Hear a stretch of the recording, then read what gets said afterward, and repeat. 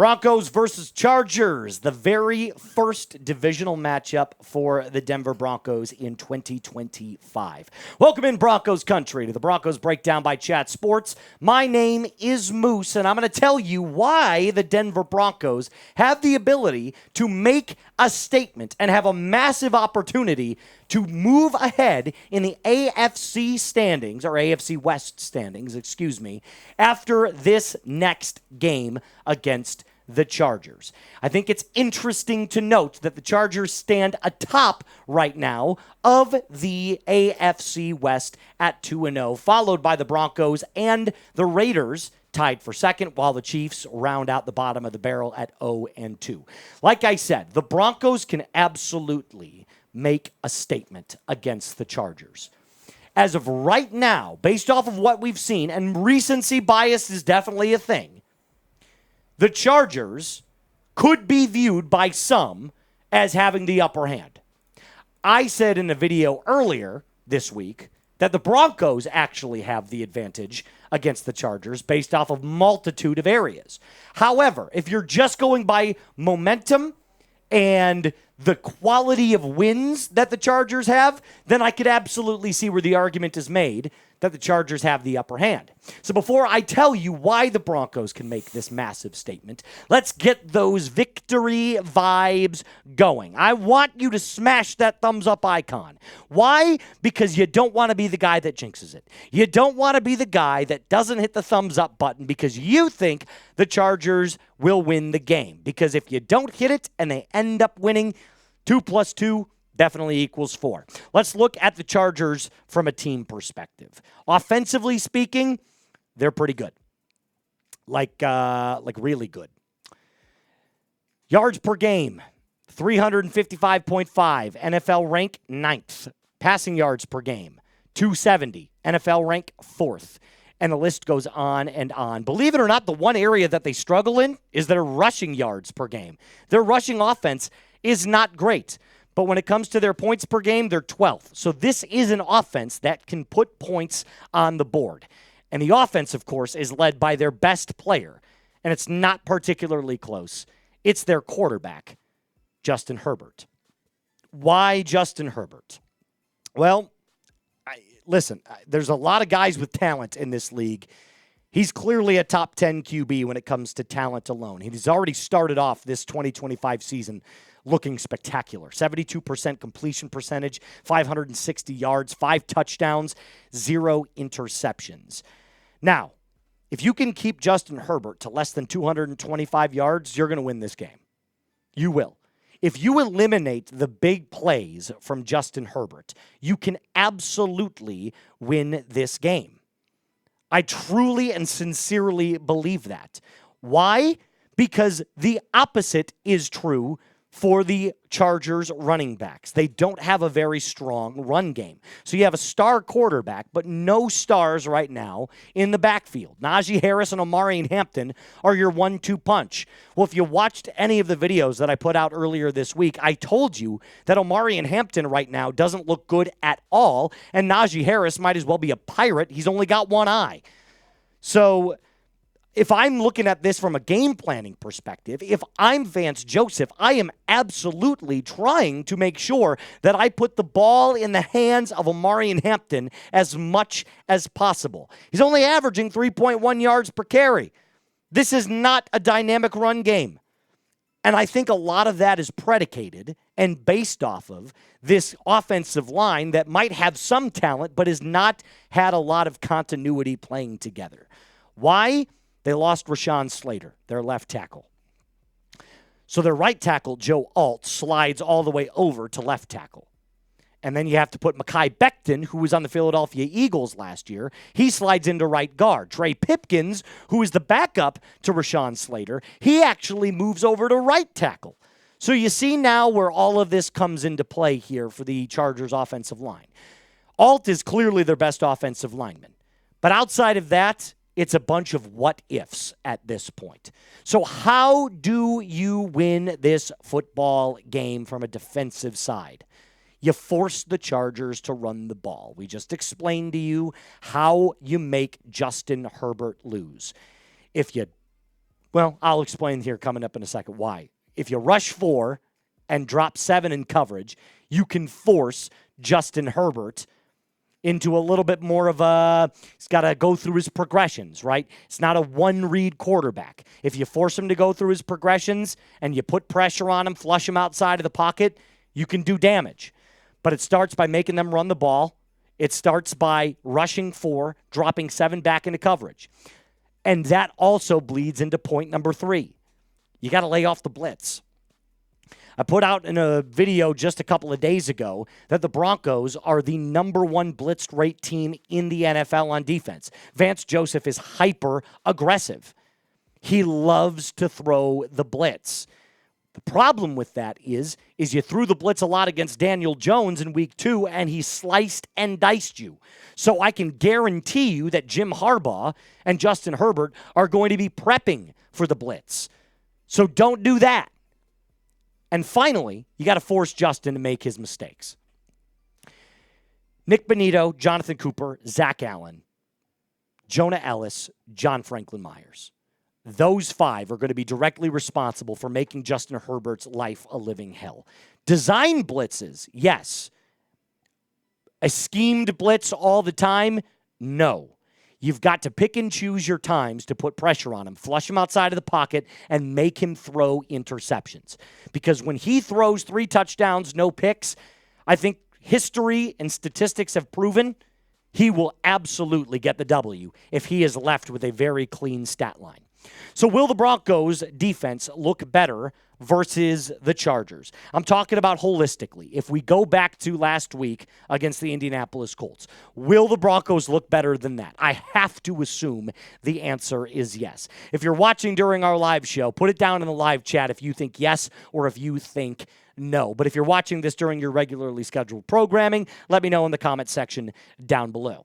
Before we get into the offensive game plan and how the Broncos can dominate from an offensive perspective, I have to tell you about my friends over at Prize Picks. You and I make decisions every single day, but on Prize Picks, you can actually get paid to be right. Don't miss any of the excitement this season on Prize Picks, where it is good to be right. It's very simple to play. Just pick more or less on 2 to 6 player stat projections. If you get your picks right, you could cash in. What is the best way to win cash this football season? Duh, it's Prize Picks. Join millions of users and sign up today. How does it work? Here is a little lineup that I cooked up for you. I comboed professional baseball with some pro football for you. Matt Olson on the more on the fantasy hitting score, followed by James Cook. Michael Penix on the more as well. And then my max discount play, Patrick Mahomes. I know we don't like to talk about him, but it's half a passing yard. It's half a passing yard. Download the Prize Picks app today and use code CLNS to get $50 in lineups after you play your first $5 lineup. That's code CLNS to get $50 in lineups after you play your first $5 lineup. Prize Picks. It's good to be right. How does the offense dominate this game? I think it's pretty simple. This Chargers defense is pretty good. And I'm going to bring up some statistics for you. However, this comes down to one player for the Broncos. But let's start with the Chargers defense. Khalil Mack, their number 1 pass rusher, is in a sling. Put on short-term IR, I believe it was yesterday. So you don't have to worry about him. That's good news. While I will say this, you never want to root for a player's injury, it does give the Broncos a significant advantage not going up against the best pass rusher for the LA Chargers. So we can all agree on that. It's advantageous for Mile High. However, if we're looking at a statistics perspective for the Chargers defense, they are pretty good. Yards allowed per game, 7th in the NFL. Rushing yards allowed per game, 8th. Points allowed per game, only 15. That's 3rd right now in the NFL. But then there's one specific area, passing yards allowed per game. Just about 200, which right now is dead nuts even in the NFL. Translation, Bo Nix has to be the A factor in this game. The secondary is gettable. I wouldn't say that it's elite. I wouldn't say that it's bad. But Bo Nix played very well against the Indianapolis Colts. I need more of the same from what he showed against them in week 2. And if you're looking at this from a offensive line perspective, because you're probably wondering, well, if it's Bo Nix that has to be great, it starts with the hog mollies up front. And I saw a bunch of fans already in the live chat that were sitting there telling me, well, this Broncos offensive line isn't very good. I disagree. Here's a chart that shows pass protection ratings. Notice who is number 1 right now in the NFL. The Denver Broncos, meaning their pass protection is the best. I will give you this. The run protection, the run blocking scheme in the first week against the Titans wasn't nearly as good as it should have been. But they didn't let up an entire sack against the Indianapolis Colts. The Broncos have a very good offensive line. I'm tired of hearing that they don't. Every offensive line is going to go through their own growing pains, I guess you could call it. And specifically speaking, the Broncos offensive line didn't have that much time in the preseason. So that first half against the Titans was clearly their get-right game. Now, they look great. So I'm very, very impressed and leaning on this offensive line in order to give Bo plenty of time to carve up the Chargers secondary. So from an offensive perspective, how do you win this football game? Number 1, probably one of the most important ones, control the clock. That means long, sustained, monotonous drives. It can be boring. I'm okay with that. I'm okay with it being boring for now. But I don't need the Broncos to go out and score 7 points and only take 2.5 minutes off the clock by taking massive shots over and over and over again. If you put 7 points on the board, make sure that drive lasts 5 minutes, 5.5 minutes. Now, I did say that I don't want to see them taking deep shots over and over again, but I do want to see more deep shots down the field. One thing that Daniel Jones did unbelievably against the Broncos was that play action chunk yardage type of mentality. He sliced and diced in the play action, and a couple of those plays were for 25-plus yards. That's what I need. That is what I need. So take more deep shots down the field, but pick and choose your times to do so. Third, like I just said, lean on your offensive line. Rely on the most continuous? Take 2. This offensive line has a lot of continuity. Yes, exactly. English is my first language. Sometimes it doesn't appear so. You got to lean on the offensive line. This group is returning from 2024, playing almost every single game together. They clearly know how each other plays. Sean Payton relies on them. Bo Nix relies on them. The run game relies on them. They are one of your most cohesive units on this football team. It's okay to lean on them and say, we're trusting you to be the anchors, literally, of this offensive game plan. And then finally, number 4. This one's for Bo. Limit the costly turnovers. I get it. First game against the Tennessee Titans. First game back, you were under pressure, muddy pockets, trying to do too much, 2 interceptions, almost 3. Fine. Against the Colts, it was a lot cleaner. However, 1 bad throw at the wrong time. That interception was not a good time to be thrown. If you're going to throw an interception, I hope you don't, but if you are going to go throw an interception, make sure that it is not in opposing territory in either red zone. Make sure it's over the middle of the field and make sure it's early on in the game. And Bo, I'm not going to pretend has been great, but I thought you saw last week it got so much better than it was week 1.